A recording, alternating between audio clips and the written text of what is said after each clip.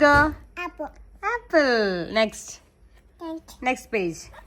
ഇതെന്താ? ഫോൺ. ഇതോ TV. Next page. Okay. And teddy bear. Book. Ido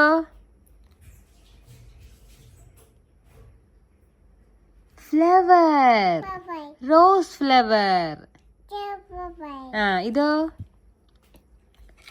bed. Very good. Next page. മെല്ലെ. ഇതെന്താ?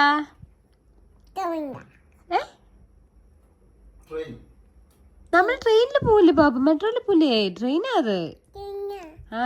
അത്. ഇതെവിടെ ഒരു പേജ് ഉണ്ടല്ലോ. ഇതെന്താ?